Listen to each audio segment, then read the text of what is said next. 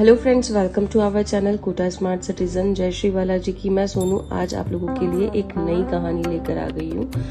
अब ये जो कहानी है इसका मेरे बचपन से बहुत बड़ा कनेक्शन रहा है।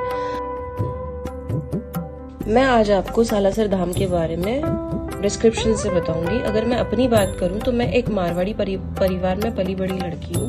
हमारे यहाँ पर सालासर की मान्यता बहुत ही ज्यादा रही है शुरू से ही। और अगर मैं अपनी बात करूं तो मेरा जो होम टाउन रहा है वो सालासर से कुछ 2.5 घंटे के रास्ते में रहा है। तो हम लोगों के लिए सालासर धाम जाना बचपन में पिकनिक जैसा हुआ करता था।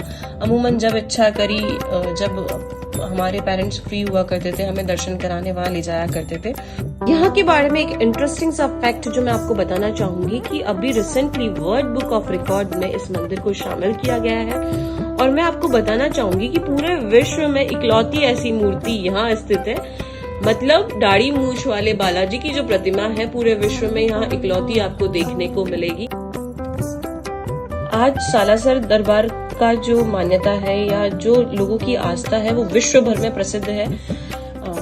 मैं ये देख रही हूँ कि भारत के कोने कोने से लोग यहाँ पर दर्शन करने के लिए आते हैं। तो इसीलिए जो लोगों की आस्था भगवान से जुड़ी हुई है, इसीलिए हमने सोचा कि हम इसके पीछे की पूरी कहानी भक्तों को बताएं। तो अगर हम बात करें मंदिर की तो सालासर दरबार जो है, जो यहाँ का मंदिर है, वो करीबन 268 साल पुराना मंदिर यहाँ पर है। अगर हम बात करें ईश्वर की जो प्रतिमा है, जो बालाजी की जो प्रतिमा है, काफी लोगों को नहीं पता कि उसके पीछे भी एक बहुत बड़ी कहानी है। तो मैं आज वो कहानी आप लोगों को बताऊंगी। अब प्रतिमा के प्रकट होने के पीछे की कहानी मैं आपको कुछ तो अपनी और कुछ लोगों की जुबानी में आपको सुनाती हूँ। तो कुछ इस तरह से हुआ कि नागौर जिले के अंदर एक छोटा सा गांव है जिसका नाम आसोटा है। वहां पर एक किसान जो कि जाट कम्युनिटी से था, मतलब जाट किसान हुआ करता था। एक दिन वो खेत में हल चला रहा था और जब अपने खेत की जुताई वो कर रहा था और हल चला रहा था, उसी दौरान उसका हल एक पत्थर से जा टकराया।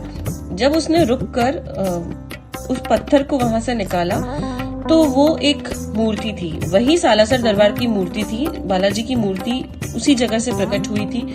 तो जब वो जाट ने उसे देखा तो बहुत ही आश्चर्यचकित हुआ।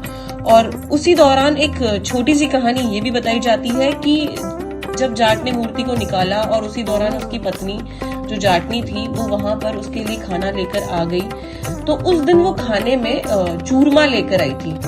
तो जाट ने सबसे पहले उस चूरमे का भोग बालाजी को लगाया।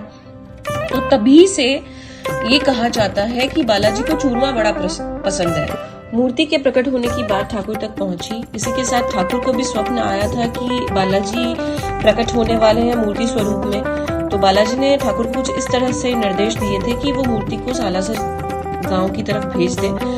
और ठाकुर ने उसी निर्देश का पालन करते हुए दूसरे दिन बैलगाड़ी मंगवाई और उस बैलगाड़ी को रवाना कर दिया आसोटा से सालासर की तरफ। और ठाकुर ने निर्देश दिया कि ये बैलगाड़ी जहां भी रुकेगी, मूर्ति की स्थापना उसी गांव में कर दी जाएगी।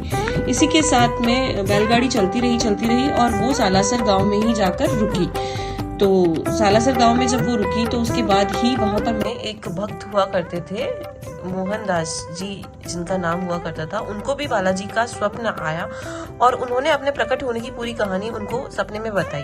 तो मोहनदास जी ने अपना पूरा जीवन बालाजी की भक्ति में निकाल दिया। अगर आप जाते हैं दर्शन करने तो आपको वहां पर मोहनदास जी की समाधि और धूना जो कि देखने को मिलेगा। इसी के साथ मंदिर के ये पूरे निर्माण की कहानी मैंने आपको छोटे से अपने शब्दों में बताई है।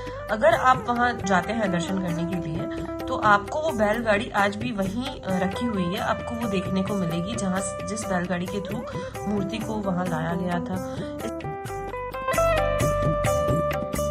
तो इसी के साथ मैं अपने व्लॉग को यहाँ पर खत्म करती हूँ। हमारा वीडियो आपको पसंद आया हो तो फटाफट से इसे लाइक कीजिए, चैनल को सब्सक्राइब कीजिए और बेल आइकन को प्रेस कीजिए।